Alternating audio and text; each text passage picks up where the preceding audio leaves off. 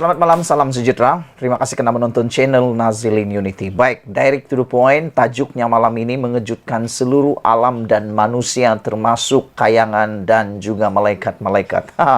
Apa ceritanya? Tengku Maimun, Ketua Hakim Negara Malaysia, mengesahkan menerima ancaman bunuh. Wow, ini memang luar biasa. Saya nak tahu sebenarnya siapa orang yang berani sangat membuat ancaman bunuh ini terhadap Ketua Hakim negara kita ini. Siapalah orang itu sehingga dia berani? Apa status dia? Adakah statusnya itu status kayangan tahap tertinggi level 12? Ataupun dia adalah orang yang paling kebal di muka bumi? Ataupun dia mempunyai taraf kewarganegaraan yang paling tinggi di Malaysia ini, sehingga berani memberikan ancaman bunuh kepada Ketua Hakim negara kita ini. Apa cerita ini sebenarnya? Ikuti terus ulasan dan pendedahan ini. Tengku Maimun terima ancaman bunuh daripada BH Online. Saudara-saudara, Ketua Hakim negara kita, Tun Tengku Maimun Tuan Mat, mendedahkan terdapat ancaman bunuh terhadapnya dan tindakan menakut-nakutkan badan kehakiman dalam kes membabitkan tokoh politik. Siapa tokoh politik yang dibicarakan ini sehingga ada yang sanggup menakut-nakutkan badan kehakiman dengan ancaman bunuh? Saya harap SPRM segera membuat siasatan untuk menangkap orang yang sengaja menakut-nakutkan, yang cuba-cuba menakutkan badan kehakiman kita ini. Badan kehakiman kita perlu dilindungi selindung-lindungnya. Jangan sesekali hakim-hakim kita ini takut. Ada perasaan takut kerana sehingga adanya ancaman bunuh ini. Tapi yang kita nak tahu sebenarnya, kalau boleh SPRM segera menyiasat perkara ini. Apa pendapat kamu semua? Adakah anda setuju supaya SPRM segera menyiasat perkara ini? Dan juga kalau boleh dedahkan orang yang cuba ancam bunuh Tengku Maimun ini. Dan kita juga mau tahu apa kes yang membabitkan tokoh politik ini. Sehingga Ketua Hakim Negara berani ditakut-takutkan, berani diberi ancaman bunuh oleh si jahat ini. Saudara, kalau kamu setuju dengan pendapat saya, sila tekan butang like, share. Tengku Maimun mendedahkan cubaan menakut-nakutkan dan memberi tekanan kepada hakim yang mendengar kes berkepentingan awam menjadi semakin ketara sekitar tahun lalu. Malah katanya, komen-komen yang diberikan kepada kehakiman juga agak keterlaluan, berat sebelah selain tidak objektif dan berbaur politik. Saudara, keputusan hakim tidak semestinya kamu suka. Ada keputusan hakim itu sudah betul, tapi memang ada orang yang tak suka, terutamanya yang kecewa.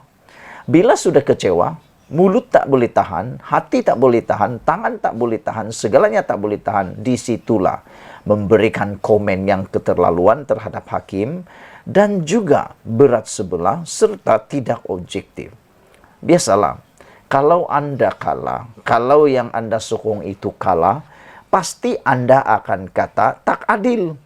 Tapi kalau yang anda sokong itu menang, walaupun memang terbukti dia salah, anda akan kata terbaik. Itulah dunia. Tapi Ketua Hakim Negara tak pernah takut. Beliau kata, ada yang keterlaluan beri komen dan berbaur politik. Keputusan politik dan keputusan hakim tidak boleh sama. Saudara-saudara sekalian, kita harap Badan Kehakiman Malaysia bebas daripada pengaruh politik. Kita harap dengan adanya Datuk Seri Anwar Ibrahim sebagai Perdana Menteri, perbuatan mencampur adukkan keputusan berbaur politik dengan keputusan kehakiman tidak sama sekali dibuat. Ketua Hakim Negara kita mengatakan, dia mengharapkan semua masyarakat di luar sana memahami struktur proses undang-undang di negara ini sebelum mengeluarkan kenyataan yang menunjukkan ketidakfahaman mereka.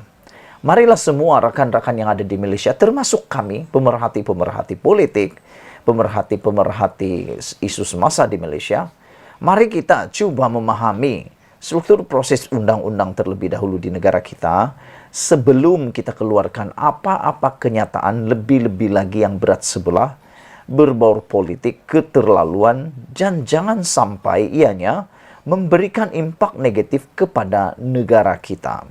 Saudara-saudara sekalian, fahami dulu. Jika masih tidak faham, bertanyalah kepada orang-orang yang paham dan tidak membuat kenyataan keterlaluan, kata Ketua Hakim Negara kita, yaitu Tengku Tun Maimun.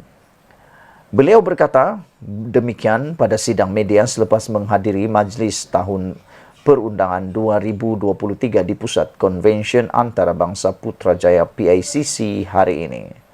Tengku Maimun juga berkata, tindakan menakut-nakutkan dan memberi tekanan adalah penghinaan langsung kepada kedaulatan undang-undang dan kebebasan kehakiman.